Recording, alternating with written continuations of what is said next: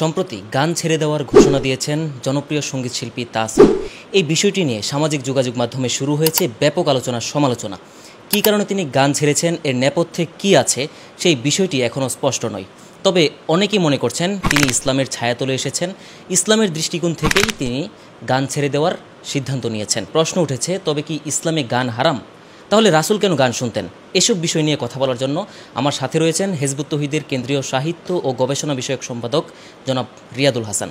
জনাব রিয়াদুল হাসান, আপনাকে অসংখ্য ধন্যবাদ জানাচ্ছি আমাকে সময় দেওয়ার জন্য। একটা বক্তব্যতে শুনেছিলাম আপনি বলেছিলেন যে কোরআনে গান হারাম, এই বিষয়টি যদি কেউ দেখাতে পারেন তাহলে আপনি তওবা করবেন। কোন মুফতি, কোন মুহাদ্দিস যদি দেখাতে পারেন যে কোরআনে কোথাও আল্লাহ গান হারাম করেছেন, তাহলে আমরা আর এই সমস্ত আলোচনা করব না, আমরা তওবা করব। কোরআন প্লাস হাদিস দুটোই আমাদেরকে মানা লাগবে। সেক্ষেত্রে হাদিসের ক্ষেত্রে বা রাসূলের জীবনে এরকম উনি নিষেধ করেছেন, এরকম হয়েছে কিনা? এক কথায় বলতে গেলে ইসলামে আল্লাহ পাক গান হারাম করেননি, কিন্তু আমাদের প্রচলিত যে ধ্যান ধারণা আমাদের সমাজে আছে সেখানে আমরা জানি যে গানকে হারাম বলে ফতোয়া দেওয়া হয়। এই ফতোয়াটা যারা দিয়ে থাকেন তারা বিভিন্ন হাদিস থেকে মূলত তারা এই ফতোয়াটাকে আবিষ্কার করেছেন এবং পবিত্র কোরআনের একটি আয়াতকে তারা ব্যবহার করেন, সেটা হচ্ছে সূরা লোকমানের 6 নম্বর আয়াত।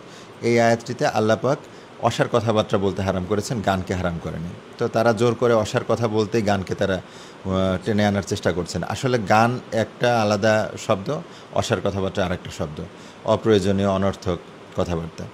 তো গানের আরবি আছে, গানের আরবি গেনা, মিউজিক শব্দটি আরবি থেকে মুসিক থেকে এসেছে। তো আসলে এই গান হারাম যদি আল্লাহ বলতে চাইতেন, পবিত্র কোরআনে 6,500-এর উপরে আয়াত আছে। তিনি সেই পবিত্র কোরআনে আমরা দেখেছি যে আল্লাহ একটি বাড়িতে কেউ দাওয়াত খেতে গেলে খাওয়ার পরে উঠে যেতে হবে, এতটুকু কার্টিসিও আল্লাহ উল্লেখ করেছেন। আরও অনেক ছোটোখাটো বিষয় পবিত্র কোরআনে আল্লাহ এনেছেন, কারণ কোরআন একটি পূর্ণাঙ্গ জীবন ব্যবস্থা। তো সেই পূর্ণাঙ্গ জীবন ব্যবস্থার ভিতরে সঙ্গীতের মতো এমন একটি বড় বিষয়, যেটা মানব ইতিহাসে যত সভ্যতা এসেছে সমস্ত সভ্যতার বলতে গেলে অনিবার্য অংশ, এবং এমন কোনো ব্যক্তি নাই, এমন কোনো মানুষ নাই যে গান করে না। তো এই এত বড় একটা জীবনের পার্ট, মানুষের বিনোদনের একটা প্রধানতম উপাদান, সেই গানকে যদি আল্লাহ হারাম করতে চাইতেন তাহলে এত বৃহৎ কলেবরের একটি গ্রন্থ, মহাগ্রন্থ আল কোরআন, সেখানে কি তিনি একটি লাইনে তিনি বলতে পারতেন না যে গান গেও না বা গান ভালো না? গানের ব্যাপারে উনি একটা শব্দ দিয়ে তিনি বোঝাতে পারতেন না যে গান না গাওয়া ভালো, নিরুৎসাহিত করতে পারতেন না? কোথাও তিনি করেননি। তাহলে আল্লাহর অভিপ্রায় যদি এটা হতো তিনি এটা করতেন। তা আল্লাহর অভিপ্রায় সেটা না, কিন্তু আমরা জোর করে আল্লাহ যা বলেননি, আল্লাহর কথা মুখে আমরা সেই কথাটা বসাচ্ছি। আল্লাহর নামে একটা ভিন্ন সম্পূর্ণ ফতোয়া আমরা আল্লাহর নামে চালিয়ে দিচ্ছি। তো এটা আসলে আল্লাহর চাওয়া নয়। আপনি যে প্রশ্ন করেছিলেন যে ইসলামে গান হারাম কিনা, হ্যাঁ, এই ব্যাপারে এই কনফিউশনটা তৈরি হয়েছে কেন সেটা না বললে উত্তরটা ক্লিয়ার হবে না। ব্যাপার হচ্ছে যে ইসলামে এই সংস্কৃতি চর্চা বা অন্যান্য যে কোনো কর্মকাণ্ড, আমরা কি করব না, এই সমস্ত কর্মকাণ্ডের ব্যাপারে আল্লাহ কিছু সুস্পষ্ট নীতিমালা দিয়েছেন। সেই নীতিমালাগুলো ফলো করে যদি আমি করি তাহলে সেই জিনিসগুলো হবে হালাল, আর যদি না করি হবে হারাম। যেমন তিনি সূরা আরাফের 33 নম্বর আয়াতে আল্লাহ পাক বলছেন, তোমরা অশ্লীলতার ধারে কাছেও যাবে না। আমি আপনাকে হুবহু আয়াতটা পড়ে শোনাই। এখানে আল্লাহ পাক বলছেন যে, বলো, আল্লাহ স্বীয় বান্দাদের জন্য যেসব শোভাময় বস্তু, মানে সৌন্দর্যের উপাদান এবং বিশুদ্ধ জীবিকা তিনি সৃষ্টি করেছেন, তাহা কে হারাম করিয়াছে? অর্থাৎ যা কিছু সুন্দর, যা কিছু সাজসজ্জার উপাদান এবং বিশুদ্ধ জীবিকা সৃষ্টি করিয়াছেন, তাহা কে হারাম করিয়াছে? প্রশ্নটা এমন যে মানুষ অনেক কিছুকে আল্লাহর নামে হারাম বলে চালিয়ে দিচ্ছে।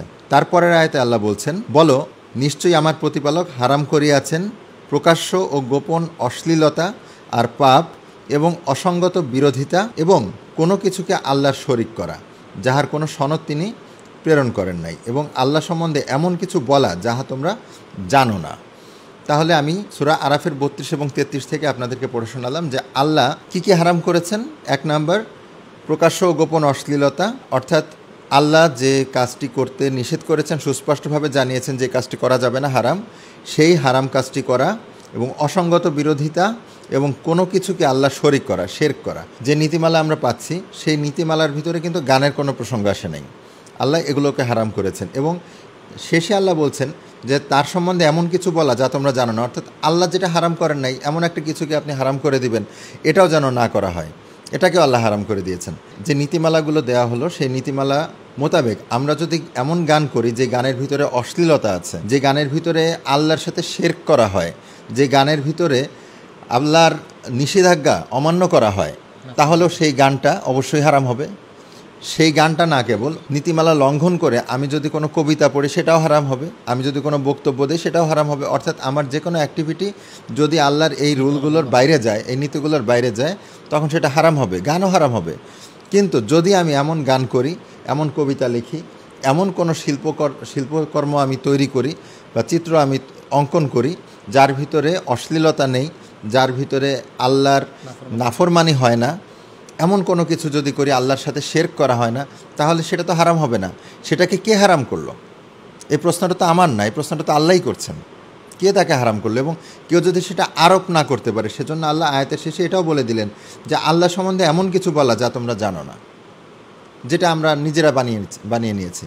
তো আজকে আমাদের সমাজে, আমি কোরআন থেকে দেখালাম, আমাদের সমাজে এই যে গান হারাম, এই বিষয়টি এত বেশি প্রতিষ্ঠিত হয়ে গেছে, অতিরিক্ত বলতে বলতে বলতে বলতে এত বেশি প্রতিষ্ঠিত হয়ে গেছে যে এখন আমাদের সমাজে প্রত্যেকটি মুসলমান এবং যারা শিল্পীয় অঙ্গনে যারা কাজ করছে, যারা গান করছে, তারাও কিন্তু এ দ্বারা প্রভাবিত। তারাও কিন্তু মনে প্রাণে বিশ্বাস করছেন যে আসলে আমরা পাপ করছি, হারাম কাজ করছি, যার ফলে তারা নিজেদের প্রতিভাকে পূর্ণরূপে বিকশিত করতে পারছেন না।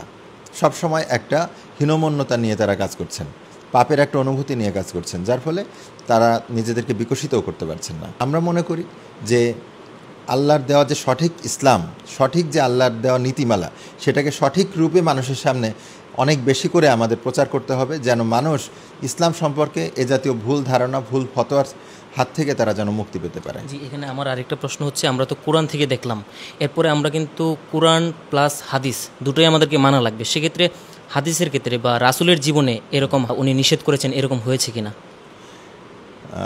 প্রথমে বলতে হবে যে কোরআন এবং হাদিস, এই কোরআনটাকে আমরা জানি যে কোরআন হচ্ছে আল্লাহ নিজে সংরক্ষণ করেছেন, এজন্য 1400 বছর 1500 বছর পরেও কোরআন অবিকৃত আছে। এমনও আছে যে আল্লাহ রসুলের সময় যে হাতে লেখা যে কোরআনগুলো, রসুল সাল্লাল্লাহু আলাইহি ওয়াসাল্লামের পরবর্তীতে সাহাবীদের সময়, সেই কোরআনগুলো কিন্তু এখনও পৃথিবীতে আছে। বর্তমান কোরআনের সঙ্গে সেই কোরআনের কোনো পার্থক্য নেই। তাহলে এই কিতাবটি হচ্ছে আল্লাহ নিজে সংরক্ষণ করেছেন, কিন্তু হাদিসগুলো আসলে সংকলিত হয়েছে রসুল সাল্লাল্লাহু আলাইহি ওয়াসাল্লাম চলে যাওয়ার 300 বছরের পর থেকে। এত দীর্ঘ সময়, 300 বছর, 3 শতাব্দী পর থেকে মানুষের মুখে মুখে মুখে মুখে হাদিসগুলো বিকৃত হয়েছে। বিকৃত হয়ে যখন হাদিসগুলো লিপিবদ্ধ করেছেন, তখন অনেক ভুল, অনেক বিকৃত, অনেক সন্দেহযুক্ত, অনেক দুর্বল হাদিস গ্রন্থের ভিতরে আপনারা দেখবেন যে হাদিসের নিচে লেখা থাকে যে এটা সহি, এটা মারফু, এটা জয়ীফ, এভাবে লেখা থাকে, দুর্বল অর্থ জয়ীফ। তার মানে হাদিসটার ভিতরে বলা হচ্ছে যে এটা দুর্বল হাদিস। তো এরকম কোরআনের কিন্তু একটা আয়াতও আপনি এরকম পাবেন না যে সহি না। কোরআনে এমন কোনো আয়াত নাই যেটা জয়ীফ। অর্থাৎ আমরা একেবারে বিশ্বাস করতে পারি, অন্ধভাবে আমরা বিশ্বাস করতে পারি, যে নিঃসন্দেহে বিশ্বাস করতে পারি কোরআন হচ্ছে আল্লাহর বাণী। এবং এরপরে হাদিসের ভিতরে বহু কিছু আছে যেগুলো আল্লাহর বাণী কিনা বা আল্লাহর নির্দেশনা কিনা তার ব্যাপারে সন্দেহ থেকে যায়। কিন্তু আমরা এখানে যে মানদণ্ডটি আমরা গ্রহণ করতে চাই সেটা হচ্ছে যে বিষয়ে কোরআনে কোনো কথা আছে, সেই বিষয়ের ব্যাখ্যা আমরা রসুলের জীবনে আমরা পাই। রসুলের জীবনের অনেক ঘটনা হাদিসে পাই, রসুলের জীবনের অনেক ঘটনা সিরাতে আমরা পাই। তো আমরা যদি রসুলের জীবনটাকে অ্যানালাইসিস করি এবং সেটাকে ভালোভাবে পাঠ করি, আমরা দেখতে পাবো বুখারী এবং মুসলিম এবং আরও অন্যান্য যে সমস্ত বড় বড় হাদিস গ্রন্থ আছে, সেখানে এমন হাদিস এসেছে যেখানে আল্লাহ রসুলকে আমরা দেখেছি যে তার ঘরে গান হচ্ছে।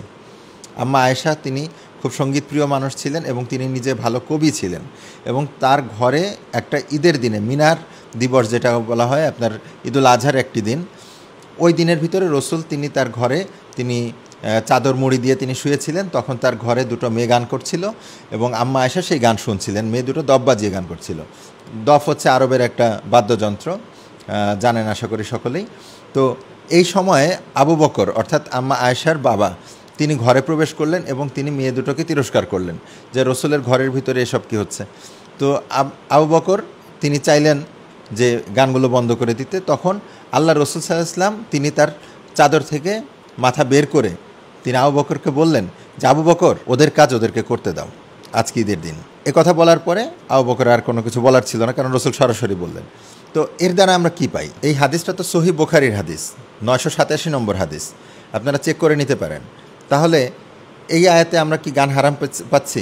আর এই মেয়ে দুটো যে গাচ্ছিল তারা কি গান গাচ্ছিল? তারা কি ইসলামী গজল গাচ্ছিল? তাও না। হাদিসে এসেছে তারা বুয়াজ দিবস সম্পর্কে তাদের, অর্থাৎ প্রাচীনকালে আরবের আনসার যারা, অর্থাৎ রাসূলুল্লাহর সাহাবীদের যারা আনসার, তাদের পূর্বপুরুষদের একটা বড় মহিমান্বিত যুদ্ধ ছিল বুয়াস যুদ্ধ। সেই যুদ্ধের বীরত্বের কথা তারা বর্ণনা করছিলেন। সেটা কোনো ইসলামী সঙ্গীতও না, সেটা কোনো আল্লাহ রসুলের হামদনাথ গজল যেটা আমরা ভাবি, তাও না।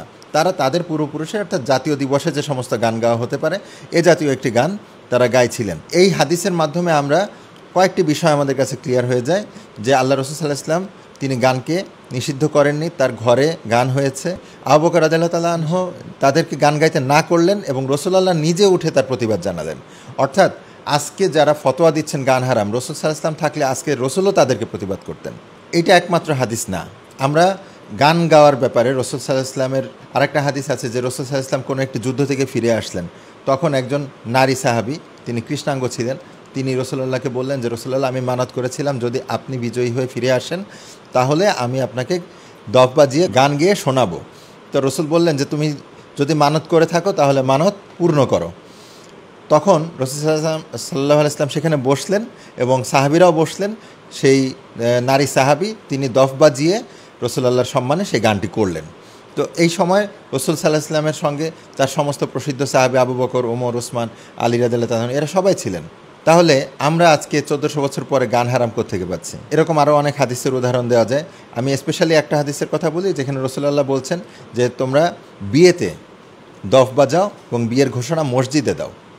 অর্থাৎ মসজিদে আল্লাহ রসুলের সময় তার এই নির্দেশনা মোতাবেক বিয়ে হতো এবং সেখানেই দফ বাজানো হতো, মসজিদেই দফ বাজানো হতো। প্রত্যেকটি ঈদের জামাতে সেখানে ঈদগাহে দফ বাজানো হতো। দফ হচ্ছে মিউজিক্যাল ইনস্ট্রুমেন্ট, যেটা বর্তমান যদি হতো তাহলে আপনারা হয়তো গিটার বাজাতেন অথবা হয়তো কিবোর্ড বাজাতেন। আসলে রাসূলুল্লাহর সমস্ত জীবন ছিল একটি ব্যস্ত জীবন। তিনি একজন মহান বিপ্লবী ছিলেন যিনি তার এক জীবনে 100টির বেশি যুদ্ধাভিযান পরিচালনা করেছেন এই মদিনার 10 বছরে। তো এই একজন মানুষের গান নিয়ে আসলে ডুবে থাকার কোনো সময় সুযোগ ছিল না, কিন্তু গানকে তার সভ্যতা থেকে বয়কট করেছেন বা না করেছেন, নিষেধ করেছেন এমন কোনো হাদিস আসলে কেউ দেখাতে পারবে না, এমন কোনো ঘটনা নাই। যদি দেখাতে পারেন সেটাও হতে পারে যে আমরা বলবো, যেটা গোড়াই বলে এসেছি, যে সেটারও একটা ব্যাখ্যা নিশ্চয়ই আছে। এবং কোরআনের মতো হাদিস যে সবগুলো হাদিস যে সঠিক তা না, আমরা রসুলের জীবন থেকে আমরা এই চর্চাগুলো আমরা দেখতে পাচ্ছি। সুতরাং আমরা বলতে পারি যে গান অবশ্যই হারাম না। হারাম হচ্ছে এমন কিছু যেটা হচ্ছে যার ভিতরে অশ্লীলতা মিশে থাকবে। আইএমএ জাহিলিয়াতের যুগে গান অশ্লীলভাবে পরিবেশন করা হতো এবং সে সময় দাসীরা ছিল, কিছু দাসী ছিল তারা গায়িকা দাসী। তাদেরকে গান গাওয়ার জন্য যারা ধনী আরব তারা তাদেরকে ভরণ পোষণ দিয়ে রাখতেন এবং তাদের গানের অনুষ্ঠান হতো, সেখানে মদের আসর বসতো, জুয়ার আসর বসতো, সেখানে গান হতো। তো এই যে গানের সঙ্গে যে হারাম জিনিসগুলো মিশ্রিত হয়ে গিয়েছিল, ইসলাম এসে এই হারামগুলোকে বাদ দিয়েছে, যে গান হবে কিন্তু অশ্লীলতা হবে না, মদ হবে না, জুয়া হবে না, এই হচ্ছে ব্যাপার। তো অশ্লীলতাকে আমি বাদ দিব। মাথা যদি ব্যথা হয় আমি তো মাথা কেটে ফেলতে পারি না, আমি হয়তো মাথা ব্যথার ওষুধ খেতে পারি। কিন্তু এরা কি করেছে, এরা অশ্লীলতাকে বাদ না দিয়ে এরা গানকেই বাদ দিয়ে দিয়েছে, যার ফলে ইসলাম হয়ে গেছে বেরঙিন, ইসলাম হয়ে গেছে ম্লান। ইসলামের মানুষের যে বিনোদনের যে চাহিদা সেটা পূরণ করার জায়গাটা হয়ে গেছে এত সংকীর্ণ যে মানুষ এখন বিনোদন করার জন্য ইসলামকে বাদ দিয়ে তারা চিন্তা করতে হয়।